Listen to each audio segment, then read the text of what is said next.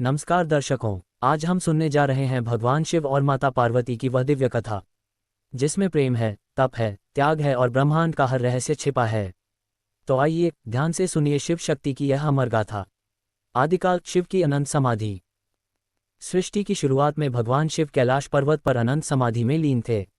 उनका मन संसार से दूर पूर्ण शांति में था। ना अलंकार, ना वैभव, केवल बैठी हुई एक दिव्य, शांत, स्थिर शक्ति। सती और शिव का पहला मिलन और दुखद अंत। द्वापर युग से पहले शिव ने विवाह किया दक्ष प्रजापति की पुत्री सती से। सती शिव को हृदय से प्रेम करती थीं, लेकिन उनके पिता दक्ष शिव के विरक्त रूप को नहीं समझते थे। जब दक्ष ने यज्ञ किया और शिव को आमंत्रित नहीं किया, सती ने पिता से प्रश्न किया, लेकिन वहां शिव का अपमान हुआ। दुख से व्यथित होकर सती ने अग्निकुंड में कूदकर देह त्याग दी। शिव क्रोध से भर उठे।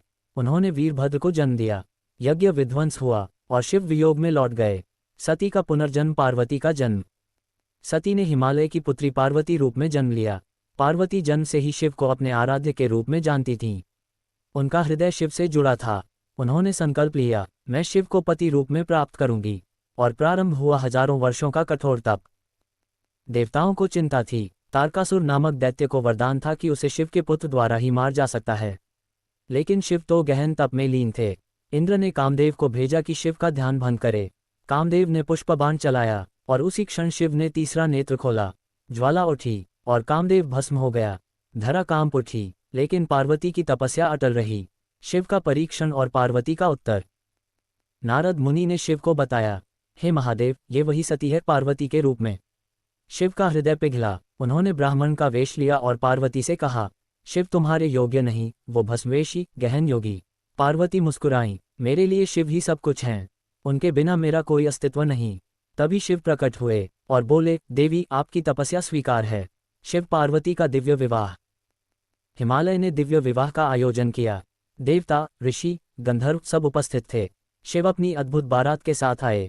गण, भूत प्रेत, योगी, साधु, पर सभी आनंदित थे। पार्वती स्वर्ण आभूषणों से सुसज्जित थीं। विवाह मंडप में मंत्र गूंजे और शिव शक्ति का मिलन हुआ। ये ब्रह्मांड का सबसे पवित्र विवाह था। कैलाश पर गृहस्थ जीवन। विवाह के बाद वे कैलाश में रहने लगे। गणेश जन्मे, जो बुद्धि और विघ्नों को दूर करने वाले हैं। फिर जन्मे कार्तिकेय, जो तारकासुर वध के लिए आए। कैलाश पर प्रेम, शांति और ज्ञान का वातावरण था। शिव ने पार्वती को योग का रहस्य बताया। पार्वती ने उन्हें संसार का महत्व समझाया। दोनों एक दूसरे के पूरक थे। पार्वती के शक्ति रूप। जब संसार में अत्याचार बढ़ा, पार्वती ने दुर्गा रूप लिया। जब असुर नियंत्रण से बाहर हुए, उन्होंने काली का रूप धारण किया। जब अन्न की कमी हुई, वे अन्नपूर्णा बन गईं और स्वयं शिव को भोजन का महत्व सिखाया। शिव हर रूप में उनके साथ थे, कभी पति बनकर, कभी आराधक बनकर। शिव शक्ति का दर्शन। शिव और पार्वती का मिलन केवल एक विवाह नहीं, ये सृष्टि का सिद्धांत है। पुरुष और प्रकृति, वैराग्य और प्रेम, ध्यान और ऊर्जा, इन्हीं दोनों के मिलन से जगत चलता है। इसी का स्वरूप है अर्धनारीश्वर। तो ये थी शिव पार्वती की कालातीत कथा। तप, प्रेम और समर्पण की अद्भुत कहानी। यदि आप ऐसी और दिव्य कथाएं सुनना चाहते हैं तो हमारे चैनल को लाइक, शेयर और सब्सक्राइब कीजिए। हर हर महादेव। ये केवल देवताओं की कथा नहीं, बल्कि अस्तित्व की कथा है। ये शिव की कहानी है जो समय से बड़े हैं। ये पार्वती की कहानी है जो शक्ति का स्रोत हैं। ये प्रेम, तपस्या, त्याग और ब्रह्मांडीय संतुलन की कथा है। ये वह कहानी है जिसमें जीवन का हर रहस्य छिपा है, दर्द भी, समाधि भी, अधूरापन भी, पूर्णता। आप तैयार हैं? तो आइए इस अनंत यात्रा पर चलते हैं, जहां मिलेंगे भगवान शिव और देवी पार्वती एक दिव्य प्रेम में बंधे हुए। आरंभ, जहां न दिन था न रात। शुरुआती सृष्टि। सृष्टि के सर्वप्रथम चरण में न पृथ्वी थी, न आकाश, न तारा, न हवा, न ध्वनि, न शब्द। एक अनंत शून्य था और उसी शून्य में एक परम शक्ति विद्यमान थी, शिव। वह न पुरुष थे, न स्त्री, न रूप थे, न अरूप। वह असंग, अचल, निराकार चेतना थे। कहते हैं, जहां सब कुछ समाप्त हो जाता है, वहां से शिव आरंभ होते हैं। शिव कैलाश पर्वत पर गहन समाधि में बैठे थे। उनकी आंखें बंद थीं, पर भीतर ब्रह्मांड नृत्य कर रहा था। उनकी तपस्या इतनी गहन थी कि देवता भी निकट आने से डरते थे। सृष्टि में जो थोड़ा बहुत क्रम था, वह शिव की ऊर्जा के कारण ही टिका था। सती का जन्म, प्रेम का प्रथम बीज। समय बीता और दक्ष प्रजापति के घर जन्मी सती। बचपन से ही उनके कानों में शिव की कथाएं पढ़ीं। जैसे जैसे वह बड़ी हुई, शिव के प्रति प्रेम गहरा होता गया। उनके मन में एक ही इच्छा उभरी, मेरा जीवन केवल शिव को अर्पित है। उन्होंने कठोर तप किया और भगवान शिव को प्रसन्न किया। शिव ने उनका प्रेम स्वीकार किया और विवाह संपन्न हुआ। विवाह के बाद सती कैलाश पहुंची, जहां शिव समाधि से उठकर मुस्कुरा उठे। दोनों का मिलन इतना पवित्र था कि देवताओं ने इसे दिव्य मिलन कहा। दक्ष का घमंड और यज्ञ का अपमान। दक्ष प्रजापति शिव को पसंद नहीं करते थे। उन्हें लगता था तपस्वी शिव मेरी पुत्री के योग्य नहीं। एक दिन दक्ष ने एक भव्य यज्ञ रखा। उन्होंने सारे देवताओं को आमंत्रित किया, पर जानबूझकर शिव को नहीं बुलाया। सती को ये बात खटक गई। वे पिता के यज्ञ में पहुंची और कहा, पिताश्री, आपने मेरे पति को क्यों नहीं बुलाया? दक्ष ने व्यंग्यपूर्ण हंसी के साथ कहा, जिसके पास न वंश है न भोग है, जो शमशान में रहता है, भस्म लगाता है, उसको मैं आमंत्रित क्यों करूं? ये शब्द सती के हृदय में तीर बनकर चुभे। उन्होंने अपने पति का अपमान सहन नहीं किया और अग्निकुंड में कूदकर आत्मदाह कर लिया। और उसी क्षण कैलाश में बैठे शिव की आंखें खुलीं। दुनिया ने पहली बार तांडव देखा जो सती वियोग की ज्वाला से जन्मा था।